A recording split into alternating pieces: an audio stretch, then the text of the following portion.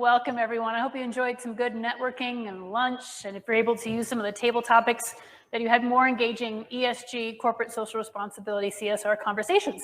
And that's exactly what we're here to talk about today. My name is Andrea Miller. I'm the Director of Corporate Social Responsibility, proudly for Delta Dental of Colorado. And I want to welcome you to the afternoon block of our sessions here at Be Civic. I want to remind you, if you are a social media user, make sure you hashtag Be Civic Summit and put out pictures and comments and thoughts. Let's get some really good thought leadership out there. I'm here to moderate this important conversation about environmental, social, and governance, or ESG, and corporate social responsibility, or CSR. Now, I heard there were some acronyms floating around in the ESG 101 lesson there. Boy, we have a lot of acronyms in our industry, so let's break some of these down. At Delta Dental of Colorado, when I started 5 years ago, we were community benefit, and then community engagement, and then corporate social responsibility, and moving towards environmental, social, and governance, or ESG. It's the evolution of our field. It's the sophistication of how we've grown as an industry. And so I'm excited to have three very informed leaders here to talk about those very things. Let me do some quick introductions, and then we'll get right into it. I'd like to introduce you to our panelists today. I'll start with Lori here. Lori Barnett is the Vice President, Communications and Outreach for Southwest Airlines. She's responsible for guiding the efforts of the unique teams that make up the Powerhouse Communications and Outreach Department. I love that word, powerhouse, totally. These teams partner with others across Southwest Airlines to engage a variety of stakeholders through innovative strategies to position Southwest for long-term success. Next, we have Garvin J. Bush. Garvin is the Chief Investment Officer for Green Alpha Advisors, where he leads investment research, conducts macroeconomic, scientific, and technological analysis, and develops communications and communicates the next economy investment approach. He co-founded Green Alpha with Jeremy Deems in 2007 to begin investing in the next economy, a method that aims to invest only in innovative solutions to systems-level risks like climate change in their causes. And finally, last but not least, we have Dr. Joshua Nunziato. He's an assistant teaching professor in the Social Responsibility and Sustainability Division of the Leeds School of Business. We got some CSR certificate holders out there. Raise your hands. Proud to be a part of that group. Thank you. And he teaches courses on sustainability, business ethics, and ethical leadership to EMBA, MBA, and undergraduate students. So we're going to hold Q&A till the end. We will have time, I promise. So think of those questions, get them going in your mind. For those that are with us virtually, we encourage you to send your comments and thoughts in the chat feature on the right-hand side of your screen and ask your questions in that dedicated section so we can get them to you. All right, so we're going to start with a question for all. We're riding in an elevator together. What is your quick definition of ESG and CSR? I'm going to start with Joshua. Thank you so very much, Andrea. Awesome to see you all here. Corporate social responsibility is an older term than ESG, so there's a little bit of a history here. CSR originated as a company's way of giving back to the local community, often through things like employee volunteerism, making relatively small grants to the local community. But what's characteristic of that original meaning of the term is that it's not integrated with the core business model and value proposition of the firm. Now, that term has evolved and is now frequently used as a synonym for ESG, but I think it's important to keep these concepts distinct. ESG is an integrated, organic commitment to manage everything your company does through sophisticated measurement and reporting to make sure that you are having a responsible environmental and social impact through effective governance processes. Thank you, Joshua. Garvin, we're in the elevator together. What do you say? ESG and CSR? Yes, please. In asset management, we think of ESG as a rating system that can help us think about the relative merits of a company within its industry, and therefore it's external, right? It's imposed upon you by, I don't know, some ratings agency. CSR is the internal aspect of that, right? What are the cultural and practical things that you're doing in order to achieve not only an ESG rating from an external evaluator, but also what are you doing internally just to make your operations better, leaner, greener, smarter, and then just more socially aware, right? So it's internal versus external is where I divide the line. But Joshua's right. They've almost come to become synonyms of one another, but I think they're really not. So I think you're wise to point out that we should keep them in their respective places. Right. Thank you. And I'll finish with Lori. What would you say? Well, thank you. Great to be with you today. And, one thing I think of it just at the simplest terms is it's a company's corporate social responsibility to focus on ESG, right? So I agree that, CSR came around first, and we like to call it citizenship at Southwest Airlines. And that is our holistic approach to ESG, whether that be integrated internally as well as the way that we are reporting externally, the way we manage our operation, and in general, it's our commitment to make an impact on the communities we serve and the environment in general, doing that all through strong governance. So I do see how people can get them confused, but we like to kind of think of it holistically, and people do definitely use them interchangeably in our space as well. Thank you. Thank you. Well, I'm going to continue on that path because some of you touched upon it in different ways. Can a company have ESG without CSR, or can you have CSR without ESG? And Lori, I want to go back to you. Your comment on citizenship, and just talk a little bit about, can you have them both? Can you have your cake and eat it too? There we go. Yeah, great question. So, for us, I would say from that social responsibility standpoint, you're right. That is what companies thought of. And for decades, we have been focused on being a good corporate citizen from the beginning of our culture and our purpose-driven type of culture and the company that we are from a people-first standpoint. So that compelled us to, give back to the communities and find that intersection of what the communities need and then what are our capabilities to address that.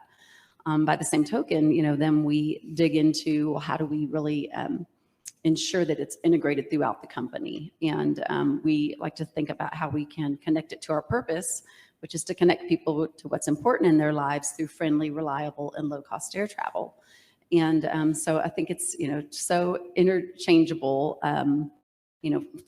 so that's our perspective, I would say. Someone could elect to not participate in the ratings and rankings process, but I think they're still going to be rated or ranked through the ESG process and be, judged accordingly. So I think it's important to understand that intersection of what your stakeholders want from you and what makes sense for you and your business to contribute there.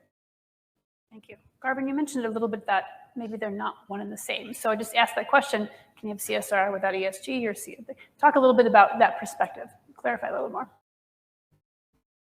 As an investment manager, I think about what I try to just to directly answer the question. I'll start with that, I guess. I think that if you want to be practicing good ESG, you probably need to have a strong culture of CSR. I think that they are not entirely mutually exclusive. I think you could practice one without the other, but it'd be hard. If you didn't have a strong culture of CSR, how are you possibly going to drive positive ESG change? It's going to be really tough. But the confusion there, and Wood Mackenzie just last week published a survey where they asked the boards of directors of the S&P 500 how well they get CSR and ESG, and 92% said they get it really well. But when it was broken down by various topic areas, 92% said they felt like they really get DEI, but only like 40% felt like they understood their impact on the climate crisis. Right. So I thought, well, underneath that, yes, we get CSR. There's this big mix of, well, do we though? Do we get it in its entirety? And so, the reason we founded Green Alpha, and thank you for mentioning our thesis next to economics, was to use first principles as a razor to cut through that alphabet soup and just think, okay, what metrics can I directly observe that help me figure out if this company is doing more to raise the risk profile to the world or to help lower the risks to everyone? Right. So I think that the confusion has given rise to a need for a more straightforward way just to think about it. And I think that the whole existence of this panel is a proof point of that.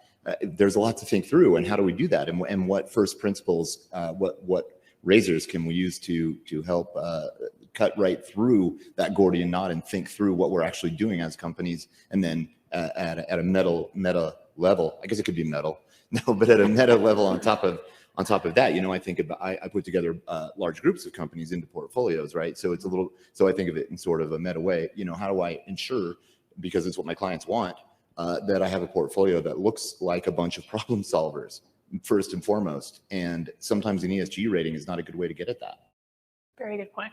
We'll get deeper into that in a little bit. So Joshua, from your perspective academically, CSR, ESG, talk about that. Yeah, so I think if we keep in mind this historical evolution of the field, if CSR refers to that older mindset where giving back or your social impact is something that's relatively decoupled from your core value proposition, your core business strategy, your purpose, if those are not tightly integrated with one another, and CSR is really what you do with what is left over at the end of the year, you cut some nice checks to worthy local organizations. Nothing wrong with that. It's wonderful, but it's not organically integrated into your corporation's purpose. If we use CSR as that marker for that older approach, and ESG as this marker for a more organic, integrated, holistic approach to your environmental, social, and governance impact, where it really is integrated at all levels of decision making,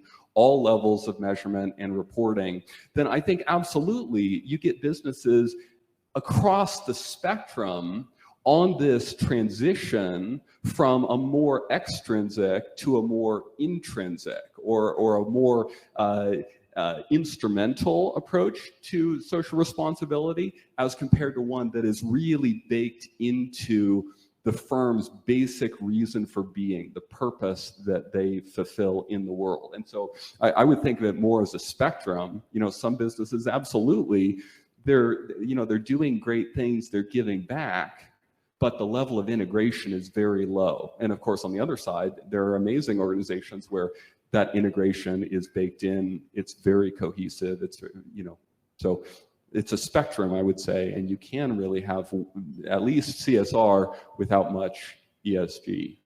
Wow, I love that spectrum analysis and how it can, because all of our companies across Colorado, I feel, have that different aspect, that angle, that thing that makes them unique. And we're seeing people and companies integrate that more into their business and saying, what's that return on investment?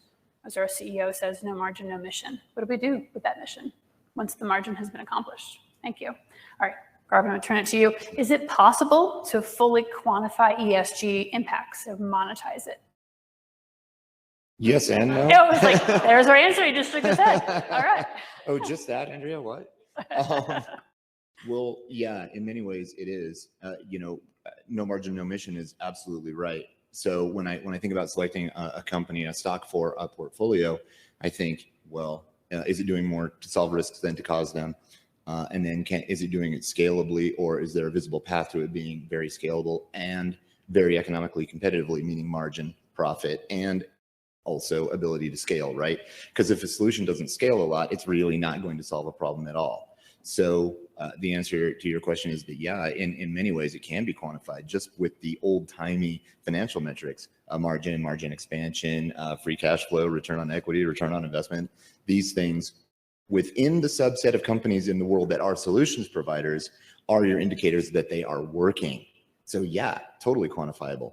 Okay, but then what about the other side of that coin? What metrics do we use to determine if a company is in aggregate, because there's no such thing as perfect, right? Not even Southwest, but close. So what metrics can we use to determine if in aggregate a company is doing more to solve the big system level risks that confront civilization, right? Climate crisis, resource degradation, sharp inequality, human disease burdens.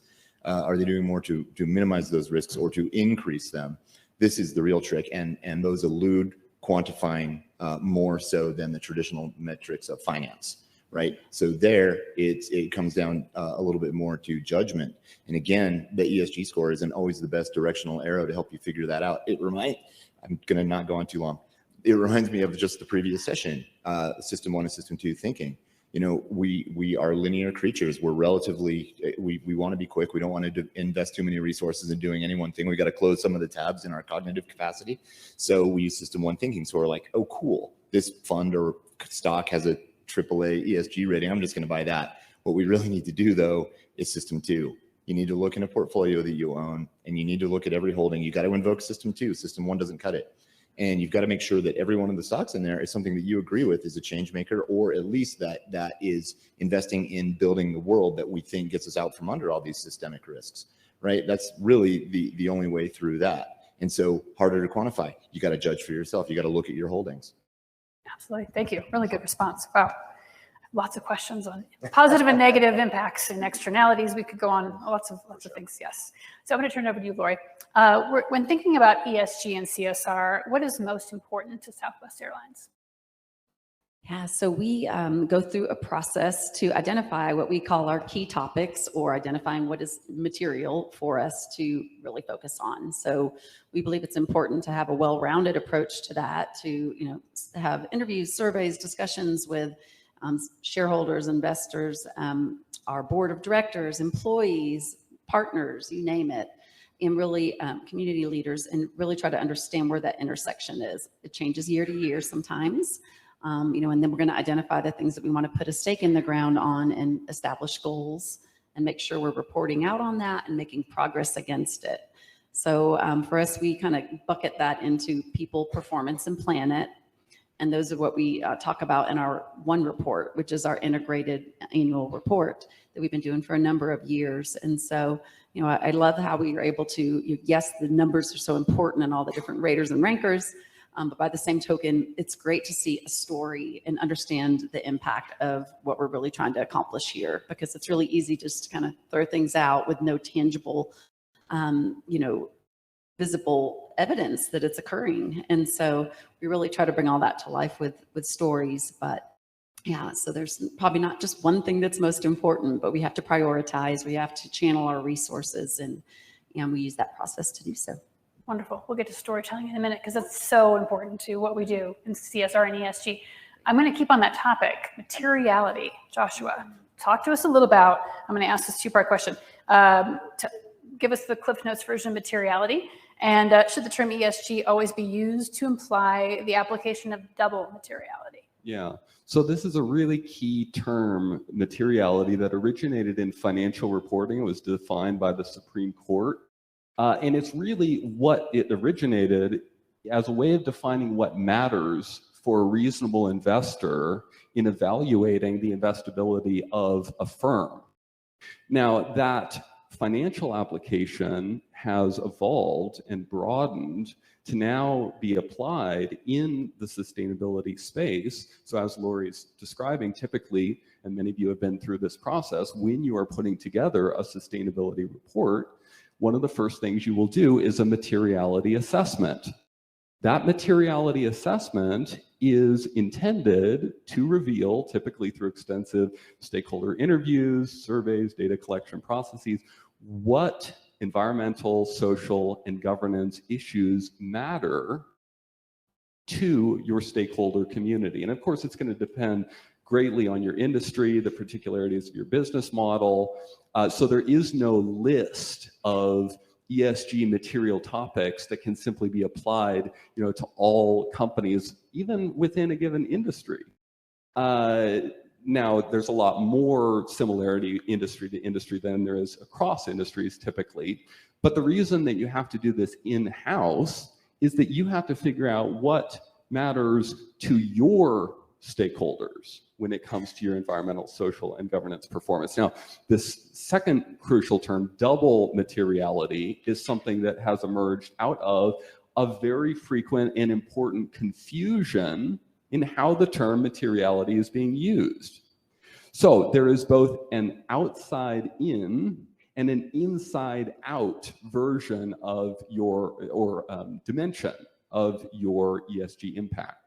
So the outside in version of ESG materiality is what risks are posed to your company financially, operationally, because of, say, climate change, or because of reputational risk for mismanaging your social impact, your community relations, right? That's the outside in risk assessment. But then there's also this inside out materiality. That's what's your impact on the world, environmentally, socially, and normally when people think materiality, they're thinking that second, like, is your business being managed in a way that actually leaves a positive net impact on the world? And so, when firms, especially in these financial, I'm almost done, firms in these ratings, the ESG ratings produced by financial analysts, often they are not looking at all at a company's inside out environmental or social impact. They're looking at the firm's ability to be resilient in the face of climate crisis and in the face of various social pressures. So I think it's really important to be very clear when you're talking about what sustainability means to your firm, which of those two versions, inside out or outside in, you are applying. Really important in your communications to be clear. And I think we're going to see a shift toward more of that double materiality in the reporting and in the ranking. Right. Thank you for that wonderful definition of both.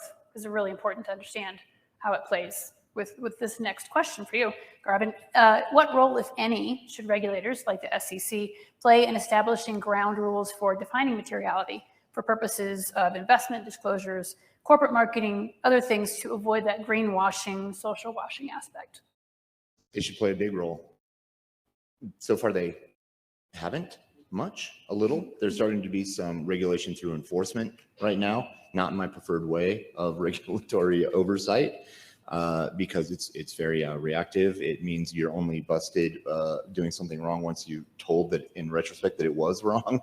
And so I think that the whole asset management industry would benefit a lot from a very clear set of rules. And I think, and Joshua, thank you for your definitions on materiality, because the one good way to help mitigate greenwashing, or at least minimize it some, would be to have some of the inside out metrics built into the regs. So on what, if you look at MSCI's ESG homepage, one of the little disclaimers on there is, these ratings, and like this is almost verbatim, these ratings aren't an indication of any kind of corporate goodness. Right? It just kind of says that, meaning we're actually agnostic to whether they're helping to raise risks or lower risks. We're just crunching together our data streams and spitting out an ESG rating, which may or may not be aligned with what you think ESG is, right? And so if there was an inside out measurement that had some kind of materiality threshold, whatever may or may not work within a given industry, that said, well, so on balance, we can determine that a company is doing more to like help the cause or cause the problem.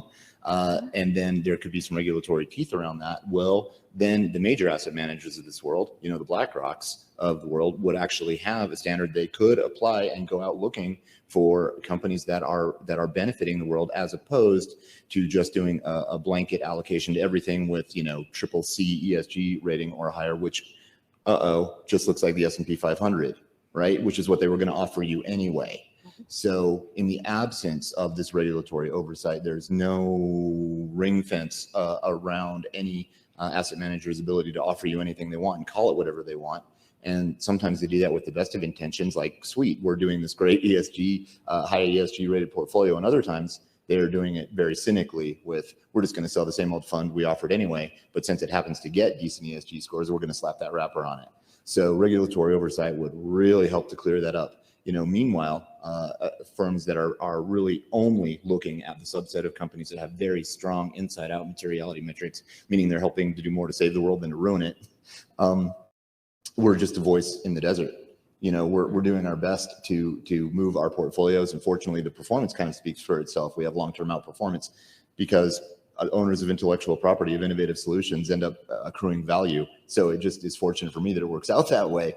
But in the absence of regulatory oversight, we're doing it on our own, outside of the context of any framework at all. If you look at, last comment on this, if you look at the mutual fund I've been managing the last 10 years, and if you guys are familiar, probably most of you are, with the Morningstar Style Box, it's got, large value, large blend, large growth, and then, all 9 of the style boxes. In looking only for innovative solutions, I don't care what part of the style box it fits into. I just want to find the best companies I can, doing the most they can, that are going to scale and be profitable, right? Morningstar didn't know where to put our fund in the style box for that reason. And so if you look at our fund on Morningstar.com, you'll just see that the circle for our fund encompasses the entire 9 squares of the style box. They didn't even try to categorize this, but this is why. It's because there isn't defined organizational structural framework around what I'm doing, which is investing for an indefinitely sustainable economy that can thrive indefinitely without crashing into the planetary boundaries, right? Not the same thing as ESG, certainly not the same thing as traditional modern portfolio theory index investing. Yeah, great. Well, another long answer, sorry about that. No, that's okay. This is, again, fascinating information now. My wheels are turning.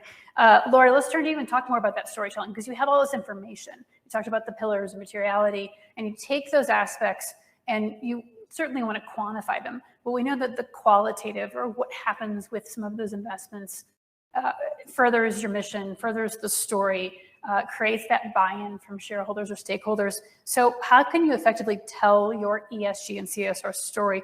What's needed in that mix to make that good story for those pieces?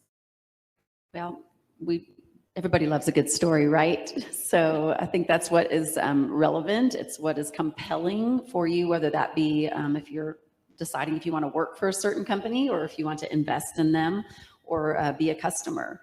And so I think that the challenge for each of us is how we can articulate the value we're bringing in this space for any given focus area, whether that be DE&I or in the environment. And so I think for us, we really seek, it all starts with the core of your company and the purpose, and really explaining that, and then going into these particular areas and just finding those nuggets of gold of really great stories. And I think that people can see through companies that are greenwashing and that are just kind of glossing over and just doing it, with leftover money at the end of the year. And so I think it's really important. And I know that it's been a journey probably for all of us, elevating this topic within our organizations and really getting that buy-in to move along the spectrum for this to be a more integrated approach. And I think one of the easiest things to do, one of the least expensive things to do, is tell great stories.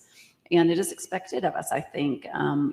People are making decisions more and more in this area based on what they see a company doing from a responsibility standpoint. So, for us, it's really, once we identify that materiality, key topics, then we really start working with the subject matter experts within the company and finding those stories. And I'm much more of a storyteller than a numbers person.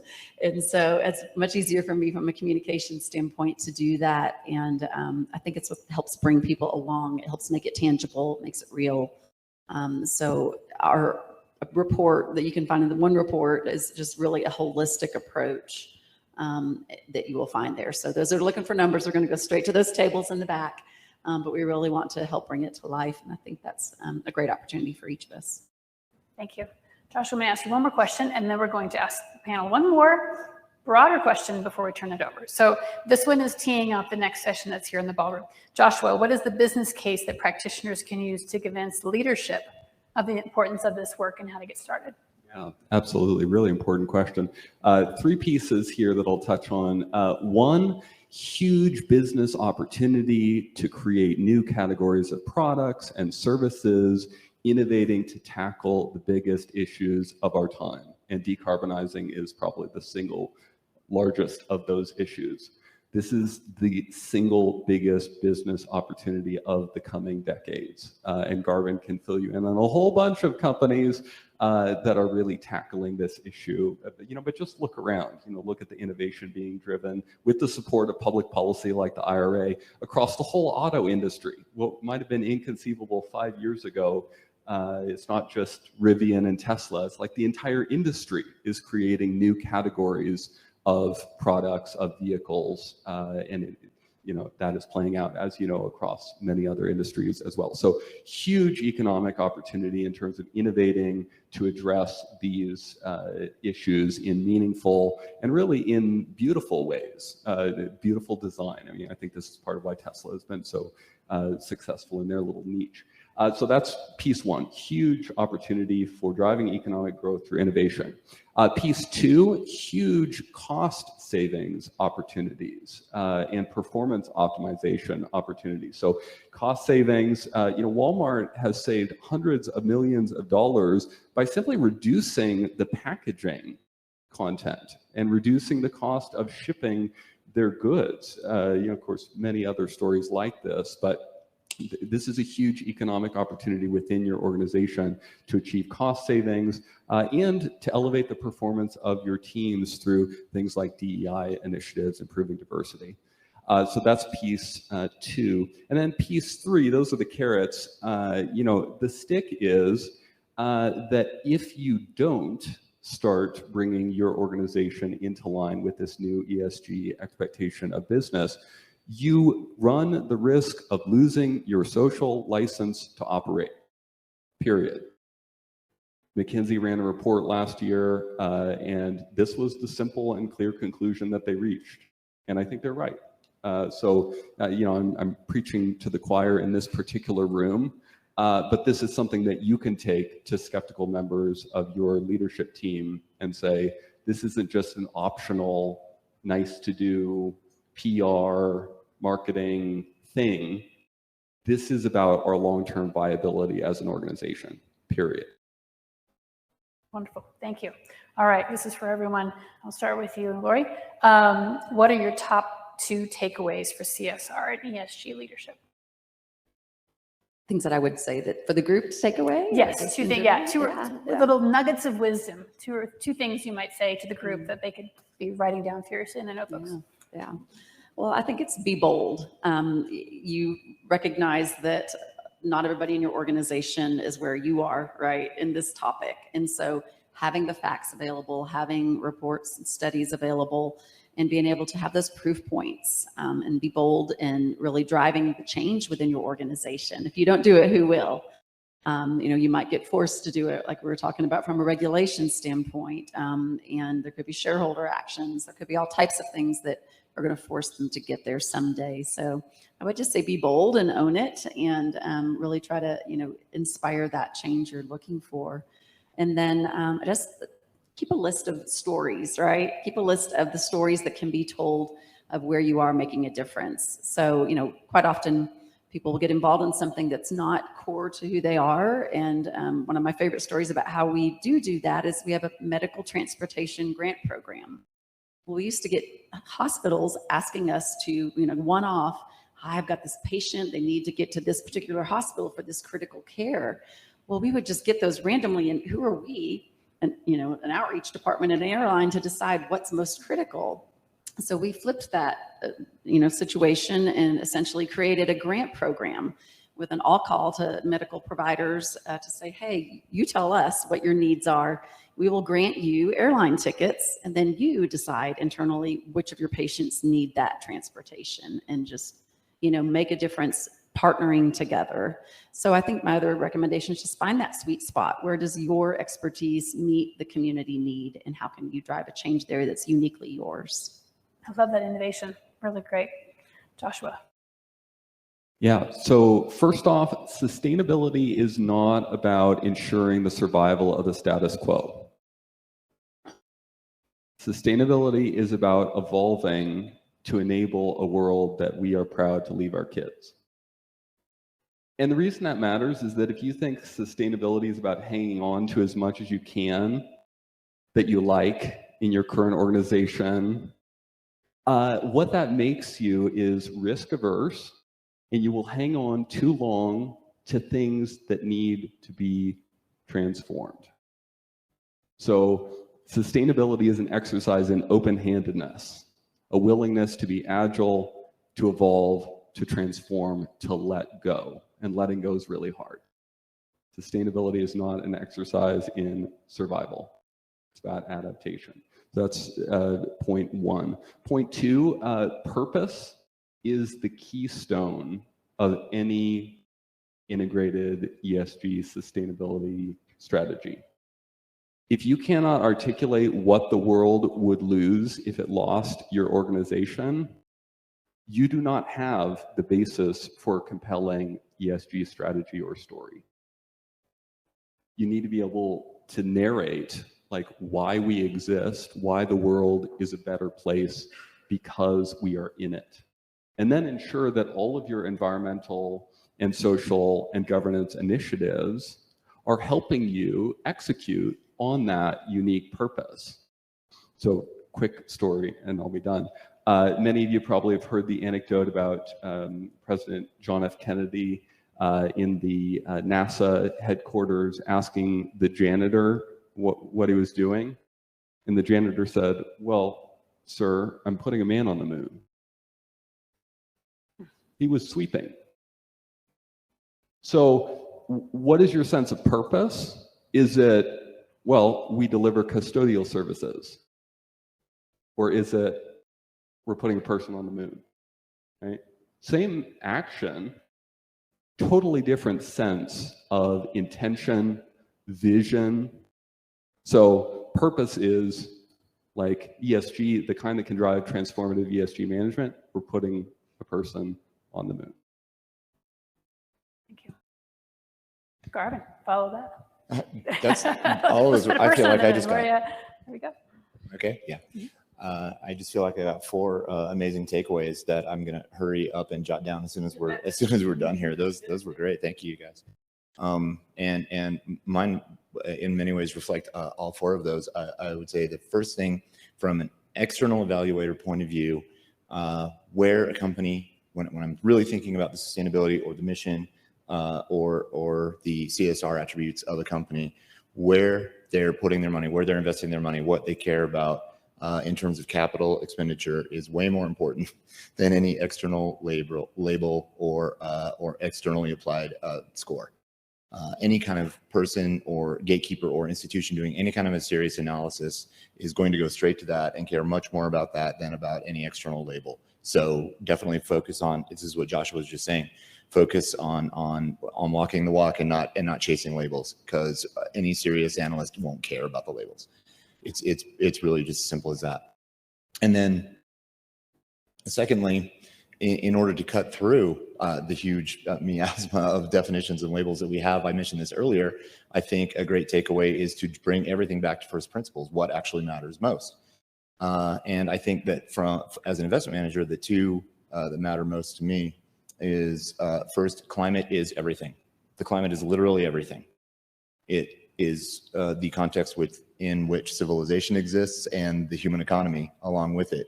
So this old-timey idea that somehow the climate and the economy are separate entities and we don't need to put them in the same bucket in our thinking, that idea doesn't matter anymore. And so therefore, well, what's the second razor I can use? Well, therefore, as an asset manager, if a company isn't doing, if its aggregate activities aren't on an ongoing basis doing something to make the world better, then I will decline to own it.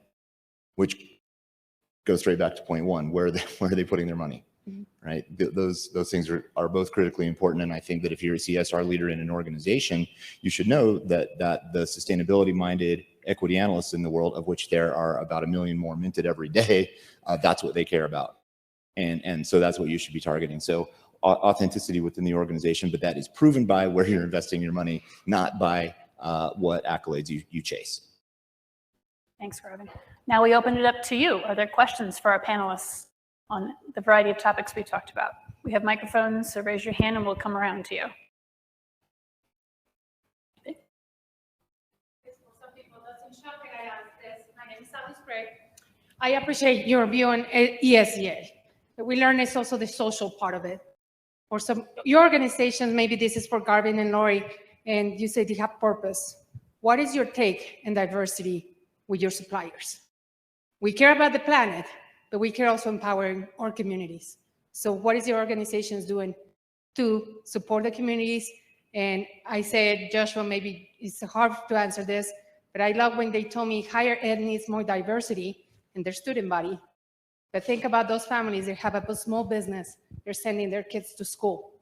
Wouldn't it be interesting some higher educations have more robust and intentional supply diversity to support those students to go to school? Oh, great question.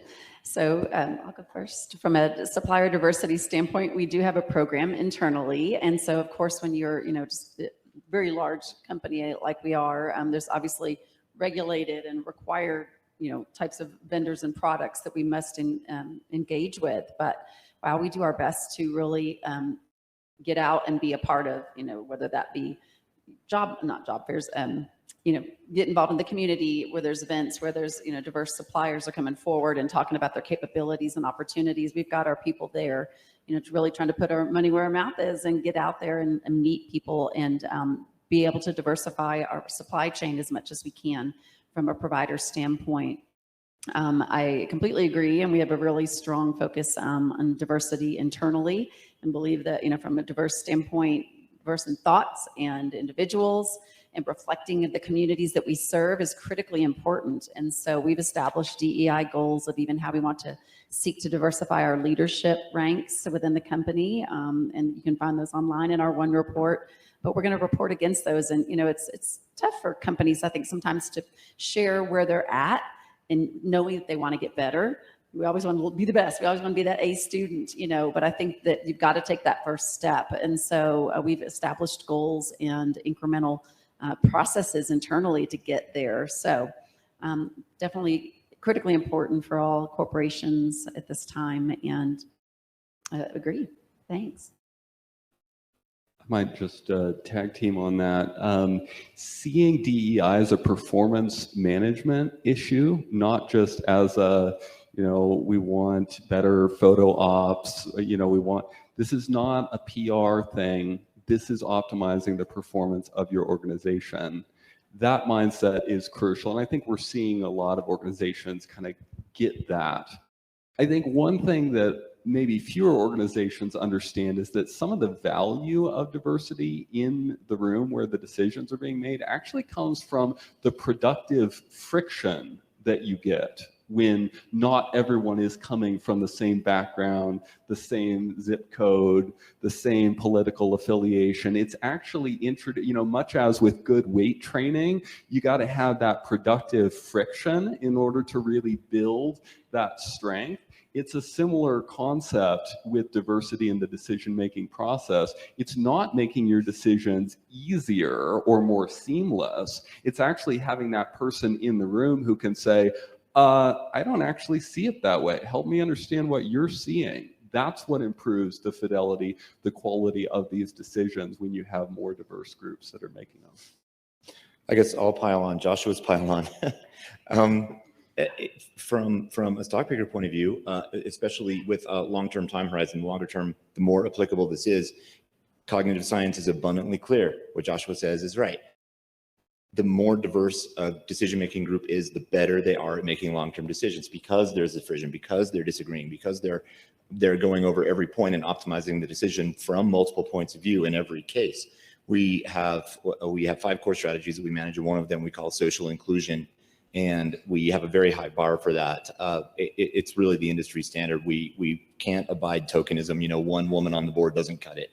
One woman in the C-suite doesn't cut it. We need real diversity in these companies. So overall, we have a set of about 150 companies. That's kind of our stable that we manage our portfolios from. We think they're the global, or at least among the global leaders in providing solutions. Then of those, we optimize the top half. So these solutions providers tend to be pretty diverse to start with, because they're already pretty heads up organizations. But about the top half by diversity goes into our social inclusion strategy. And most years it's our top strategy.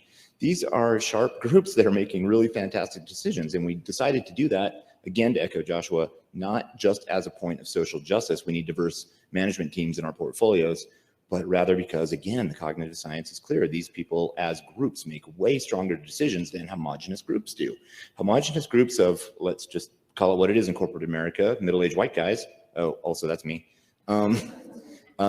tend to really engage in groupthink. So when they have, an extra $1 billion left over at the end of the year, they almost invariably choose to do a stock buyback.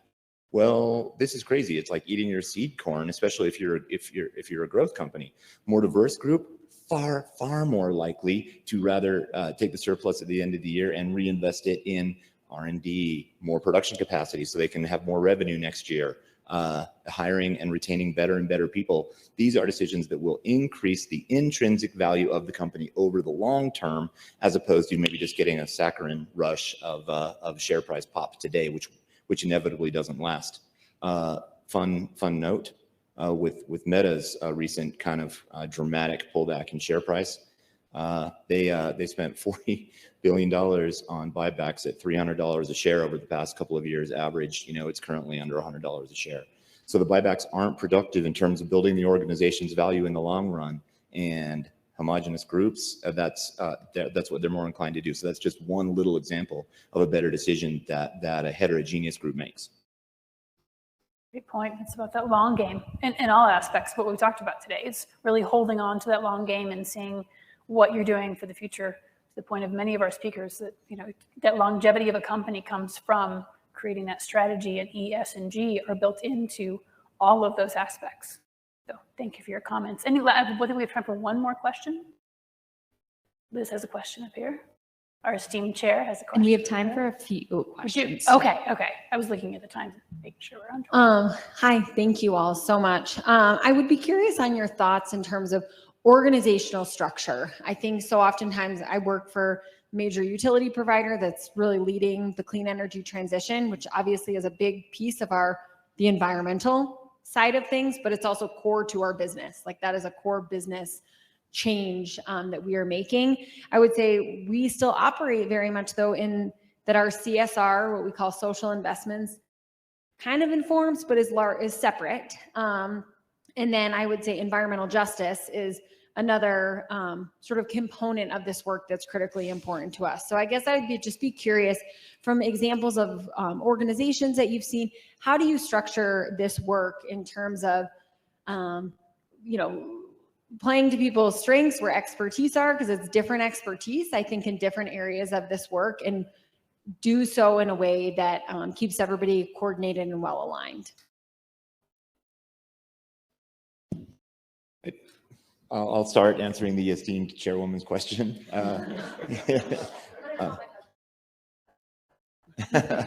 It's not required. Okay. It's figuring out what matters most. And so that's about what we've been talking about the whole time. So defining your mission, right? And then just very, very closely adhering to that mission. But for us at Green Alpha, it means holding very, very tightly to philosophy, but very loosely to the ways of getting there, because the world is changing so fast. The rate of change is faster than it's ever been in history. And yet this is about as slow as it's ever going to be for the rest of our lifetimes, right? So we need to put in cognitive models to prepare us for the rapidity of that change. And yet our thesis needs to be, we need to move fast, but mend things, right? And so for our own culture, that's what we do.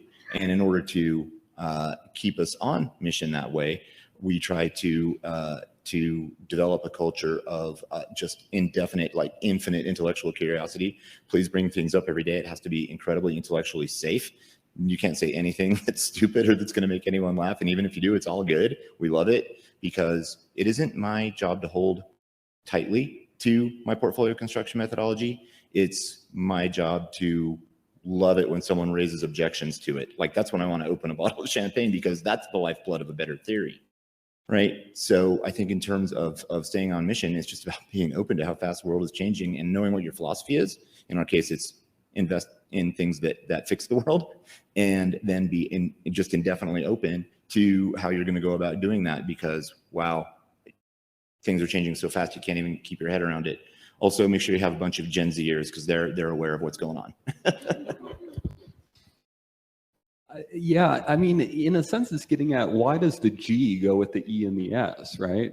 I mean, which of these is not like the others? The corporate governance you have, the reason that goes with the environmental and the social impact is that if you don't have the principal buy-in from the very top of the organization all the way across your divisions and functions, just having a chief sustainability officer is not going to get it done.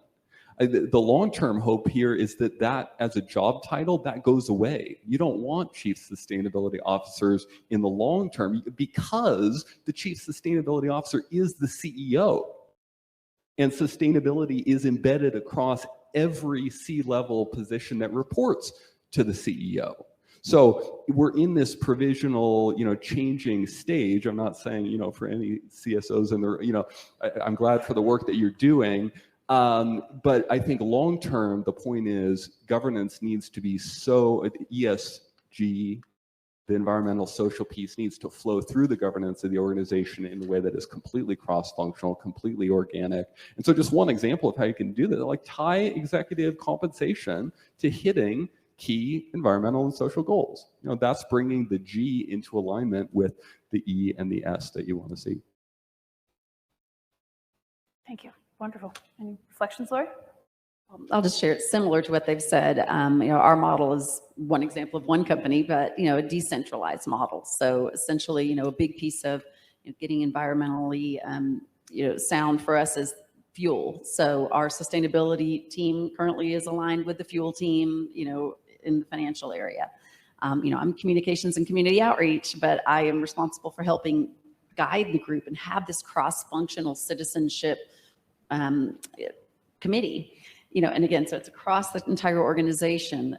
Just about every function sits on that committee, and we believe there's ownership in every, discipline of the company, and it's not just mine to drive. So we really try to keep that and think about our maturity model and where we want to move and who we want to be, and then adopt that in each pillar of the company to really make progress. So very decentralized. We believe that people do better when they're within their group that of center of expertise, to keep those fresh ideas going versus plucking people out, to be this one CSR department. So yeah, lots of ways to do it, but integrated, I think, is really the key. I love that you made that point, that integrated is really key to get buy-in from all. To your point, our corporate social responsibility was very siloed.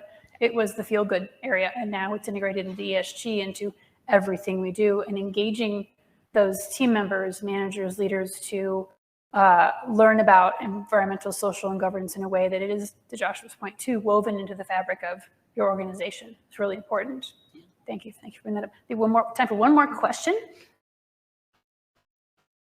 Hi, yeah, thank you. This has been really great. I'm curious, there has been some ideological backlash to ESG, and I'm just curious if you have experience with it. How do you navigate it? I think it adds an additional layer of complexity into, this increasingly polarized dynamic that we're in. Thank you, Shannon. I wondered if that question would come up. Here we go. Let's do this. All right. Garvin, you want to take that? Sure, right. happy to. I was looking at my esteemed co-panelists to see if anyone wanted to take that one on. Let's end with some controversy. On a personal level, I think it is a damn shame that ESG or more broadly sustainability oriented investing has become a flashpoint in the culture wars, because it's a terrible distraction. In general, asset management hasn't done enough to divert the climate crisis. Simple as that. The climate crisis hasn't become an asset management crisis, and that's a problem, because another first principle that I like to go to over and over is that tomorrow's economic production function emerges directly from today's investments. Simple as that. So if we keep investing in the destructive legacy economy, we're going to keep getting it. Simple as that. So to distract from the mission of investing in regenerative economy means we're slowing progress, means we're reducing our chances of ever actually getting anywhere. So bringing culture war into the generation of tomorrow's production function is extraordinarily dangerous. We know, just last week, UN put out their emissions gap report. I don't know how many of you guys saw that. They said that we are so far from 1.5, it's not even funny. Paris gave everyone the ambition of putting in goals in place that would get us to 1.5 degrees. Nobody's done it. They said if every nation that signed on to that hit their stated goals that they've given themselves so far, we might hit 2.8 by the end of the century. This is why they call it the emissions gap report. They went on to add, even more pessimistically, that no nation has ever hit the goals they set for themselves. So we can talk about 1.5. That's clearly in the rear view now. With the stated goals, we're hitting closer to 3. And again, no one's ever hit their stated goal. So the diplomacy lever has failed. So what lever do we need to pull? The finance lever. We need to invest for the regenerative economy today, so that will be tomorrow's production function. So for culture warriors from, let's call it what it is, the right, to say that this is mere virtue signaling, damn, I put a post on Seeking Alpha yesterday, and about 8 out of 10 comments on that are culture war backlash. Things like, well, I live below sea level and I haven't floated away yet. This is BS. And I'm just like, God, how do I even, you know? So it's a drag that it's become part of the culture war. And I think that what's going to help break through it is just simply, this is going to sound crazy, but just being undeniable. Invest in the companies that are growing faster. I only select companies, this is another first principle, that are growing faster than underlying GDP. This is one reason why my long-term track records are better than the big broad indexes, even though that's quote unquote theoretically not supposed to be doable. It is, it's doable, side note. And we attract a lot of clients that have no interest in sustainability because they love the track record and they like the idea of innovation. And then occasionally they like the idea that we're not correlated with their big broad benchmark index because we have very high active share and we don't care about correlating with the index, right? So it's just be undeniable. No, to use crazy hedge fund speak, the winning factors in investing right now are figure out what's going to fix the future, figure out, because that's a tailwind economically, right? Figure out what's going to do so the most economically productively scalable and with the widest margins, and then own the companies that in turn own as much of the intellectual property involved in how to do that as possible, because as long as there's been an economy, most of the value has rolled up to the owners of the IP for how to do something best. It's as simple as that. So my answer to the culture war is just be undeniable. And if somebody wants to accept lower returns going with their old-timey portfolio, that's their choice. But the market will do what it does, and more money will ultimately chase the better performers. Great response. Thank you. Yeah, I think the playbook has changed. Yeah. Snap to that. Thanks for that. Yeah, absolutely. You know, there was this old playbook that said, hey, when there's a socially controversial issue, you know, keep your head down, try not to say anything that's too alienating to too many of your stakeholders, and then a couple of news cycles and it'll blow over and you can just keep on keeping on. That playbook doesn't work anymore. Just ask Disney, right? So it isn't an option for high-profile corporate leaders to simply sit out this controversy about ESG. So to call back to Lori's, you know, be bold. I think absolutely stand for what you believe in. If your purpose is clear, your values are being lived out in your day-to-day decision-making, stand up, own it, because just simply trying to mollify most of your stakeholders, it isn't an option anymore. So don't even try, which isn't to say, you know, just make enemies willy-nilly. That isn't the point. But the point is to stand authentically with your convictions and to follow through. You know, Patagonia's recent decision to change its ownership structure stands out as, you know, they're just walking the talk. That's, I think, the takeaway. Definitely. We have time for one more question. You ready for this other question? And we're going back to the elevator because we're about out of time. So could one of you answer, could a company degrade the environment and still get a good ESG score? Unfortunately, the answer is hell yes. That's the elevator. Tons of companies have great ESG scores that are definitely doing a lot to degrade the environment. This is why at Green Alpha we don't actually purchase or use ESG scores as inputs at all. All right. Anyone want to add to that elevator speech? All right. Great. Okay. I think we're out of time. That was a wonderful session. Thank you so much. To all of our panelists, just give them a round of applause. Thank you. I think I have more questions and more research to do as I am on my ESG journey as well. So thank you very much for all of your insight. If you'd like to learn more about CSR and ESG, feel free to connect with any of us here on the panel. So a little plug, coming up next is our fourth and final workshop block. That's final workshop block, right? Okay. I'm just saying that's right. Featuring these sessions. CSR and leadership is in this room, in the ballroom. Pledges to outcomes in the Cripple Creek 1 room, and disaster response in Cripple Creek 2. These workshops start at 2:30, so you have time for a quick break, but make sure you're in the rooms that you want to go into because you won't want to miss them. Thank you very much. Have a great afternoon.